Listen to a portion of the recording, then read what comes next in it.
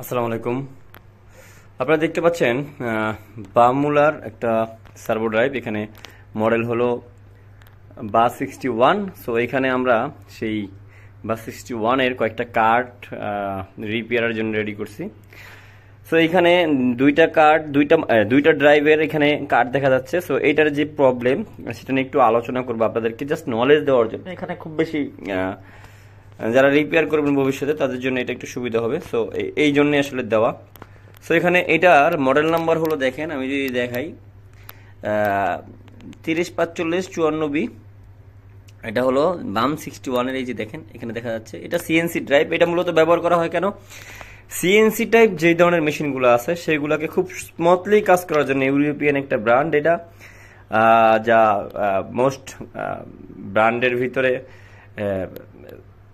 Listed একটা brand. So এখানে এর একটা আছে কন্ট্রোল কার্ড, এখানে আছে কন্ট্রোল কার্ড, এখানে আছে তার ড্রাইভ কার্ড, অ্যান্ড এটা আছে পাওয়ার কার্ড। তিনটা কার্ড, ধরেন এই দুইটা ড্রাইভ কার্ড, এই দুইটা কি জানি কয়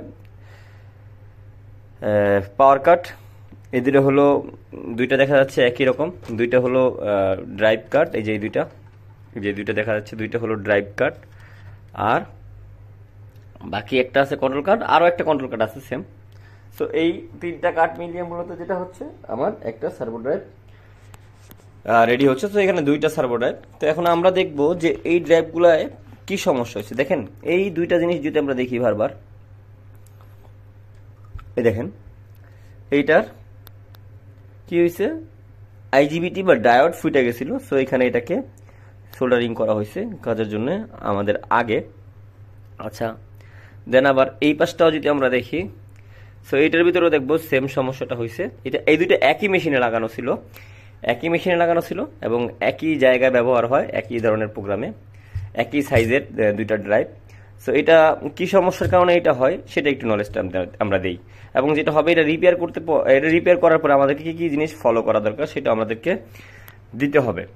খেয়াল করেন এখানে এই ড্রাইভটার যখন আপনার রেকটিফায়ার পুড়ে যাবে, সো এই রেকটিফায়ার থেকে সাথে একটা এফেক্ট আপনার এই ড্রাইভ কার্ডে চলে আসবে। কারণ এই যে একটা পোর্ট দেখতেছেন, এই পোর্টটা মূলত এখানে দেখেন, এই যে একটা পোর্ট আছে, সো দুইটারই কিন্তু একই পোর্ট আছে, এবং এইখানে আমরা কিছু পার্টস খুলে রাখছি যা আমাদের খারাপ, আমরা পরিবর্তন করব। সো এই পাশেও কিন্তু আমরা এটা খুলিনি, এটা খুলে রাখছি অলরেডি। আমরা জাস্ট এগুলোকে চেঞ্জ করব এবং ফাইন্ড আউট করে রাখছি যে কি কি প্রবলেম। যেহেতু এটা পাওয়ার এখন ঠিক আছে, কারণ রেকটিফায়ারের কাজ আমরা জানি যে পাওয়ারকে এসি থেকে ডিসিতে রূপান্তর করে বাস ভোল্টেজে পাওয়ার ট্রান্সফার করা। সো ওইটা কিন্তু এখানে ঠিক আছে, বাট কন্ট্রোলিংটা এখানে ঠিক নেই। সো এই কন্ট্রোলিংটা যখন ঠিক থাকবে না, তখন আপনি যেটা হবে, এই রেকটিফায়ারের সাথে এফেক্টেড যে সাইডটা সেটাকে আপনাকে ভালো করে খেয়াল করতে হবে। এই সাইডটা মূলত হয়েছে এইখানে, এই জায়গাটা মূলত এই সাইডটাকে আপনার ভালো করে চেক দিতে হবে। এখানে কি কি থাকবে, এখানে কাপলার থাকবে, ভোল্টেজ রেগুলেটর থাকবে, আইসি থাকবে, মোসপেট থাকবে, এরকম কয়েকটা জিনিস থাকবে যা আমি একেবারে সরাসরি আপনাদেরকে দেখাতে পারতেছি না, কারণ এটা লাইভ ভিডিওতে, রিপেয়ারের লাইভ যে ভিডিওটা থাকে আমাদের, সেখানে হয়তো রেকর্ড ভিডিওতে আমরা রেখে দিব। যারা সমাধান ভিডিও, কোর্সেস ভিডিওগুলো কিনেন আমাদের, ওইখানে আমরা দিয়ে দিব। তো এইখানে যেটা হচ্ছে, আমরা এগুলোর পার্টসগুলোকে পরিবর্তন করব। এখন এই সাইডটা কেন সমস্যা হয় সেটা আমরা বলি। একটু এই সাইডে আমরা চলে আসি।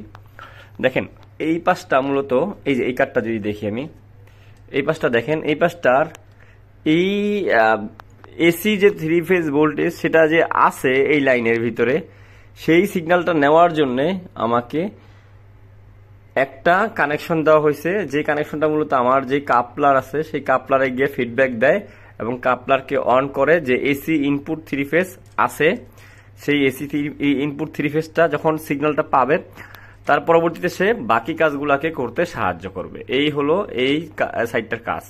সো এই সাইডটাই যখন নষ্ট হয়ে যাবে, তখন আপনি বাস ভোল্টেজ তো ঠিকঠাক দিলেন, কিন্তু আপনি রিপেয়ারে দেখবেন যে না, আপনার রিপেয়ার হচ্ছে না, আপনি রিপেয়ার বড় সেটাকে সমাধান করতে পারবে না। তো এরকম সমস্যাটাই আমরা সমাধান করতেছি। আশা করি যদি সমাধান করতে পারি, আমরা আপনাদেরকে এইটার একটা আউটপুট ভিডিও আপনাদের কোর্সের যে ভিডিও আছে সেখানে আমরা আপলোড দিয়ে থাকবো।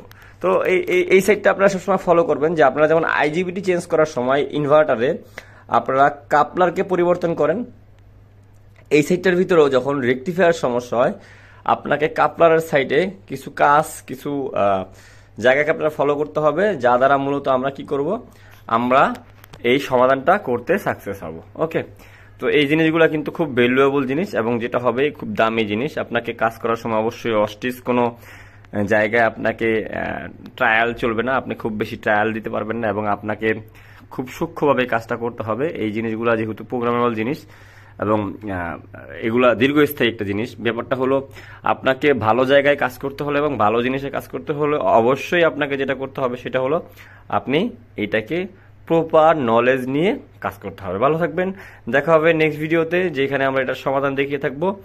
ইনশাল্লাহ যদি আমরা সমাধান করি, সাকসেস হই, অবশ্যই আপনাদেরকে শেয়ার করবো এবং সেই সব সাকসেসগুলো বা সেই ভিডিওগুলো আমরা যখন লাইভ করি, মানে সরাসরি রিপেয়ারটা দেখাই যে কি কি সমস্যা হয়েছে, কোথায় সমাধান করছি, সেই বিষয়টা আপনারা কিন্তু কোর্সের ভিতরে পাবেন। সো যারা কোর্স আমাদের অলরেডি কিনা আছে, যারা তো পাচ্ছেনই, আর যারা কিনবেন তারা অবশ্যই আমাদের সাথে যোগাযোগ করে সেই বিষয়গুলোকে বুঝতে সাহায্য হয় এমন ভিডিওগুলো আপনারা কিনে নেবেন। আল্লাহ হাফেজ।